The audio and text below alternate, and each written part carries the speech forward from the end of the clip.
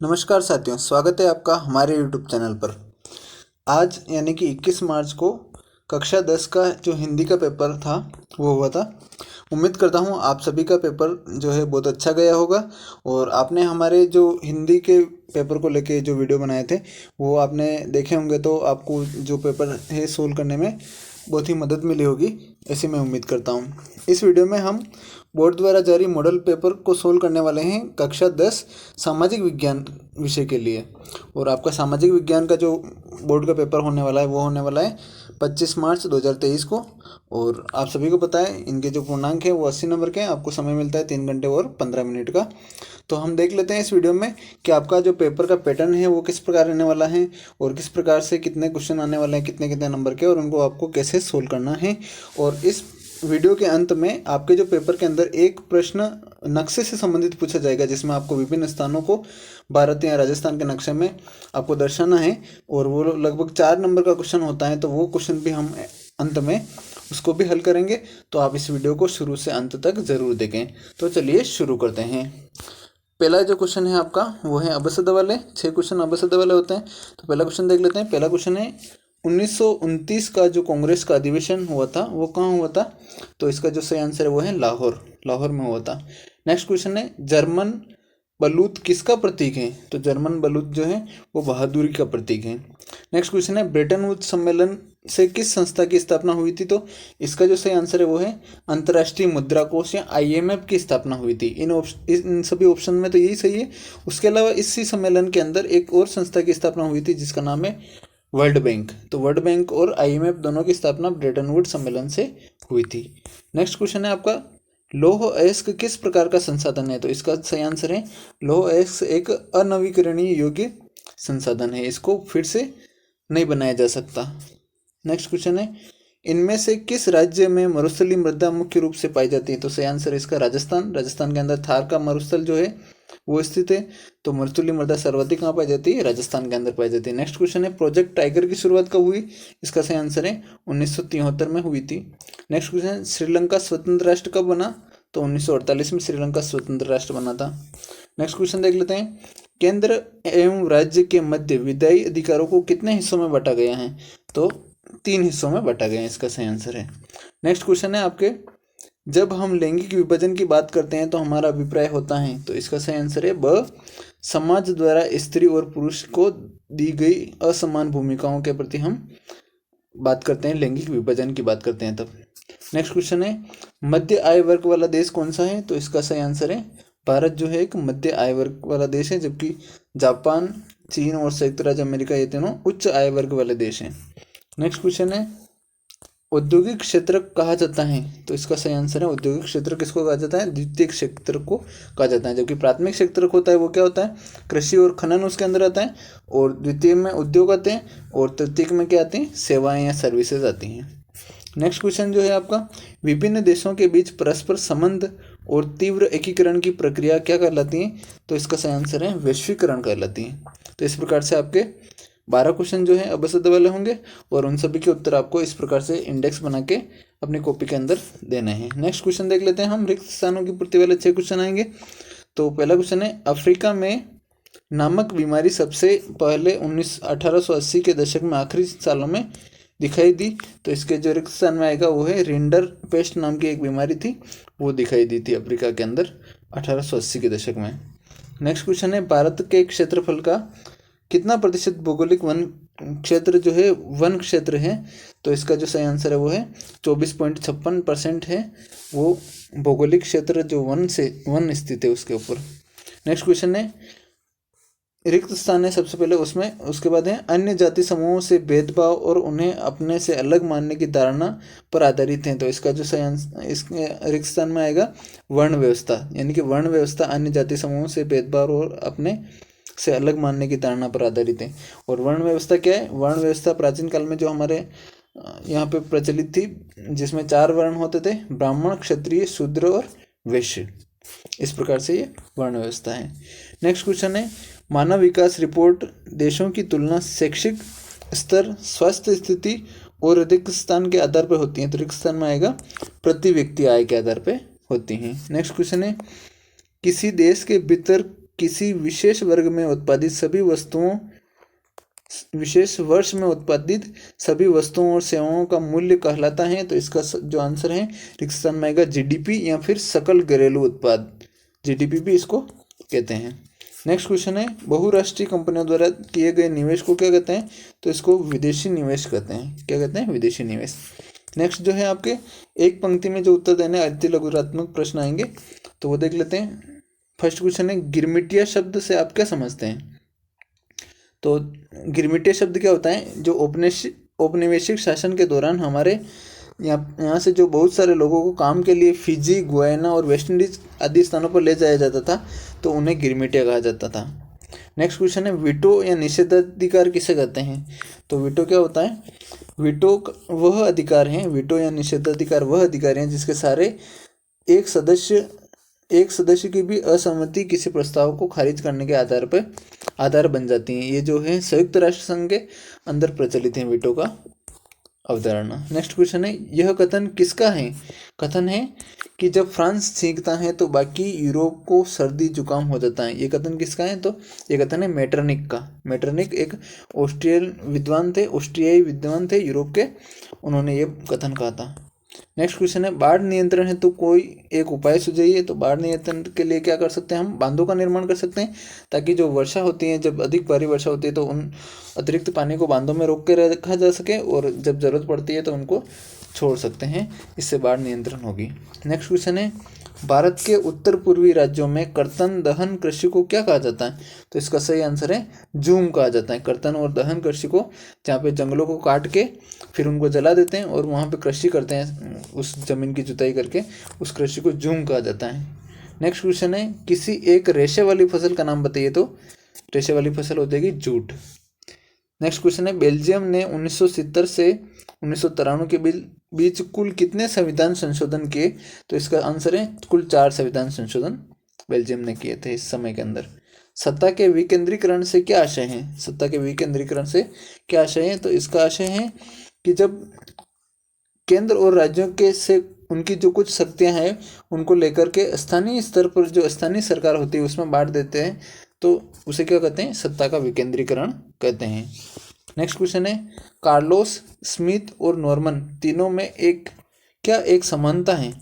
तो इसमें समानता है कि ये तीनों जो लोग हैं, तीनों विद्वान हैं, सभी नस्ल आधारित भेदभाव के खिलाफ थे। नेक्स्ट क्वेश्चन है नवीकरणीय संसाधन और गैर नवीकरणीय संसाधन का एक उदाहरण दीजिए। तो नवीकरणीय संसाधन में हो जाएगा सौर ऊर्जा और गैर नवीकरणीय संसाधन में हो जाएगा खनिज, इस प्रकार से। नेक्स्ट क्वेश्चन है अतिरिक्त रोजगार के सृजन का कोई एक उपाय सुझाइए। तो अतिरिक्त रोजगार के सृजन के लिए क्या करेंगे कि जो गाँव के अंदर लघु और कुटीर उद्योग होते हैं उनको बढ़ावा दिया जाएगा, उनको विकसित किया जाएगा ताकि उससे अतिरिक्त लोगों को रोजगार मिल सके। नेक्स्ट क्वेश्चन है वैश्वीकरण की प्रक्रिया को उत्प्रेरित करने वाला मुख्य कारक कौन सा है? तो इसका जो आंसर है वो है परिवहन प्रौद्योगिकी की तीव्र उन्नति। परिवहन प्रौद्योगिकी यानी कि जो ट्रांसपोर्टेशन है उसका तीव्र विकास होगा, तो जो है वैश्वीकरण के अंदर इसका जो है उत्प्रेरित करेगा, वैश्वीकरण को उत्प्रेरित करेगा और वैश्वीकरण बहुत तेज गति से होगा। नेक्स्ट क्वेश्चन है ये जो पार्ट है आपका खंड ब है जो आपके लघुतरात्मक प्रश्नों का होगा। इसमें 4 से 16 तक 13 क्वेश्चन होंगे जो 2-2 नंबर के होंगे और इसकी जो शब्द सीमा है वो 50 शब्द, यानी कि 50 शब्दों के अंदर आपको इनके उत्तर देने हैं। तो देख लेते हैं इसका जो पहला क्वेश्चन है, यानी कि आपका क्वेश्चन नंबर 4 है रेशम मार्ग से किन किन वस्तुओं का व्यापार होता था? तो जो रेशम मार्ग है प्राचीन काल से में रेशम मार्ग जिसको कहा जाता है, वहाँ से चीन के से जो रेशम आता था और पोट्री, और भारत से और दक्षिणी पूर्वी एशिया से कपड़े और मसाले का विश्व के दूसरे भागों में पहुंचाने के लिए व्यापार होता था, और वापसी में वहां से यूरोप से जो है सोना चांदी जैसी बहुमूल्य धातुओं को रेशम मार्ग से यूरोप से एशिया पहुंचाया जाता था, और रेशम मार्ग के द्वारा ही व्यापार के साथ साथ सांस्कृतिक आदान प्रदान भी होता था। इस प्रकार से आपको इसका आंसर लिखना है। नेक्स्ट क्वेश्चन है वियना संधि के प्रमुख उद्देश्य लिखिए। तो वियना संधि के प्रमुख उद्देश्य क्या क्या हैं? पहला जो इसका उद्देश्य था कि जो उन सभी बदलावों को खत्म करना जो नेपोलियन युद्धों के दौरान हुए थे। नेक्स्ट इसका जो उद्देश्य है वो है फ्रांस की सीमाओं को विस्तार को रोकना।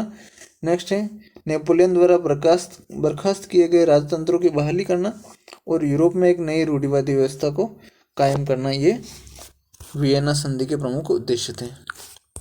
नेक्स्ट क्वेश्चन देख लेते हैं, जलियांवाला हत्याकांड पर टिप्पणी कीजिए। तो जलियांवाला बाग जो है उस हत्याकांड के ऊपर आपको कुछ 50 शब्दों में टिप्पणी करनी है। तो हम लिख सकते हैं इसके अंदर के जो जलियांवाला बाग दुर्घटना है वो अमृतसर के अंदर 1919 में बैसाखी के दिन घटी थी। और बैसाखी कब होती है?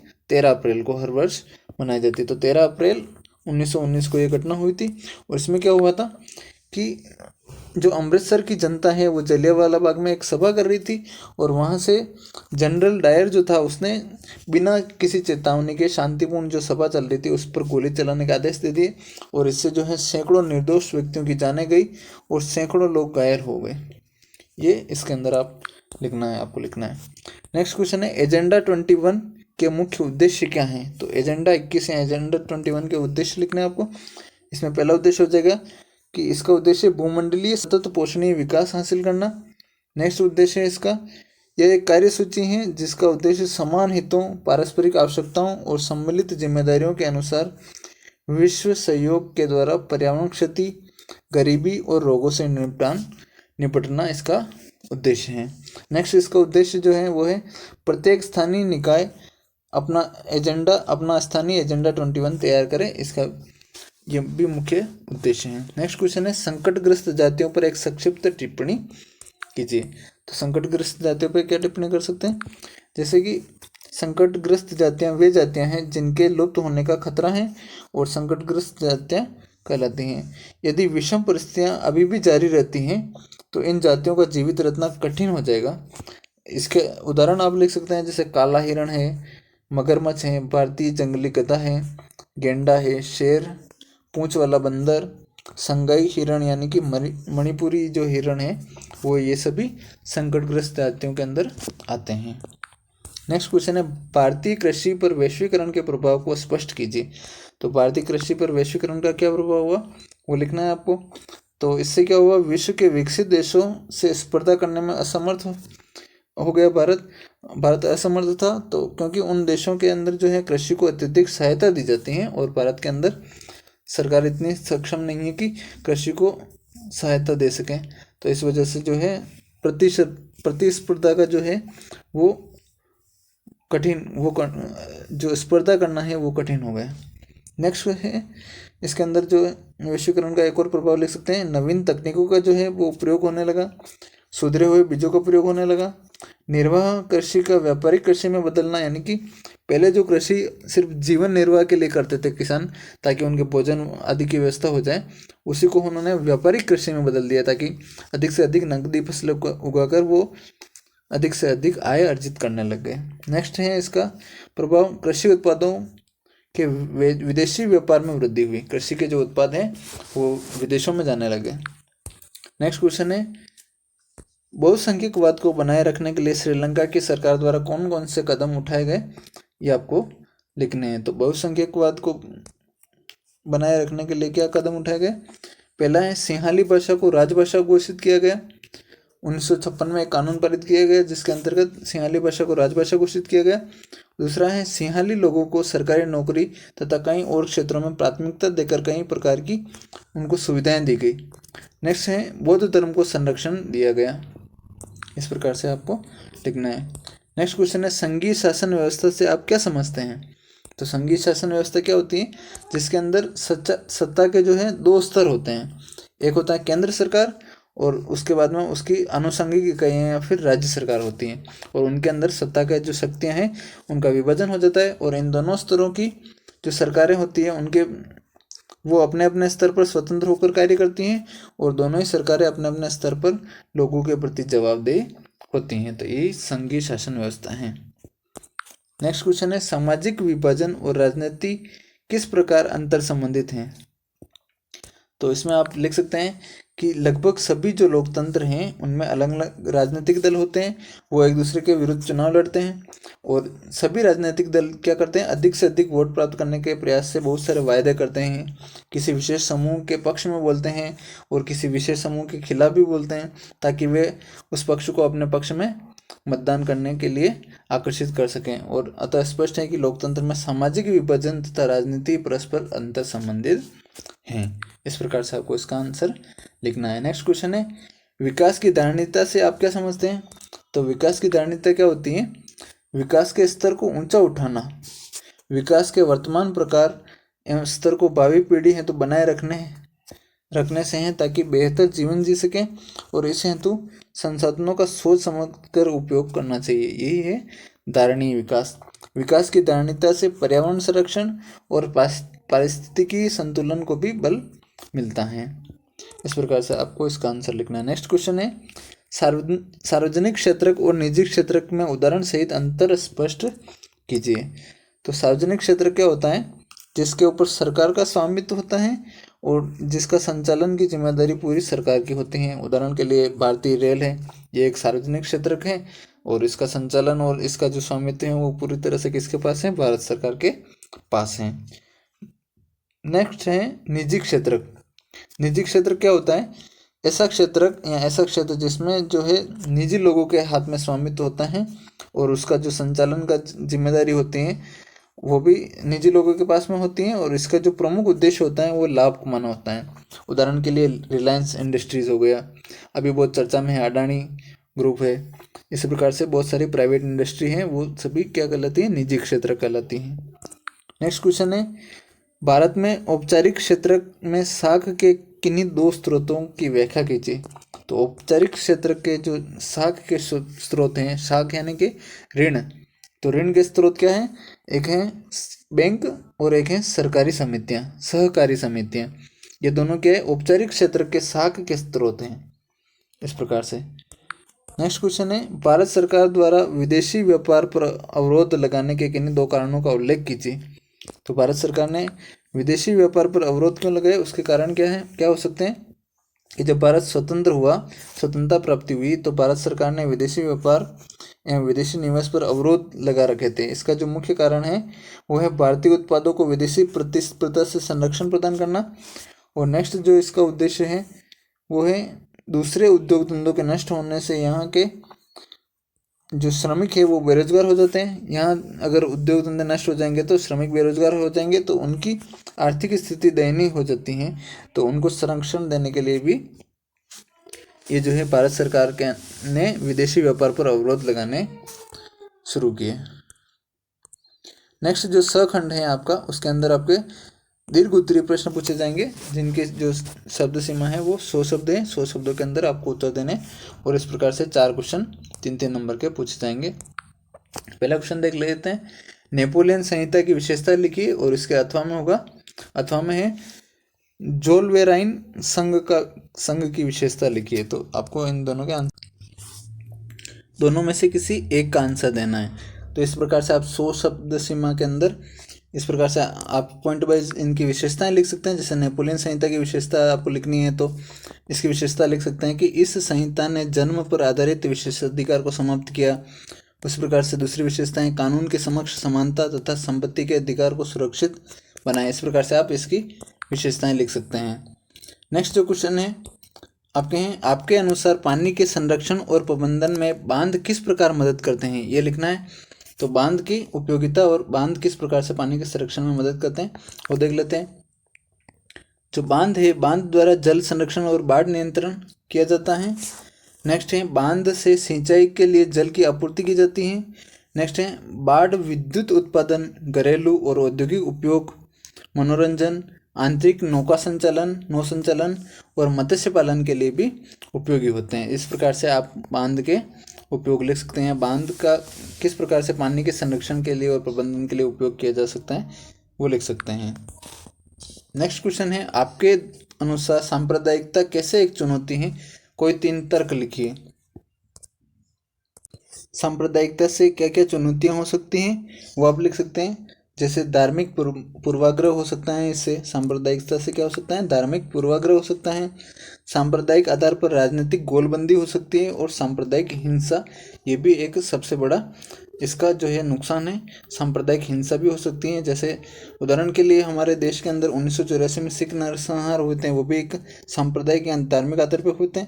2013 के अंदर मुजफ्फरनगर के अंदर जो दंगे हुए थे, 2002 में गुजरात में जो दंगे हुए थे, वो सभी सांप्रदायिक हिंसा के कारण हुए थे।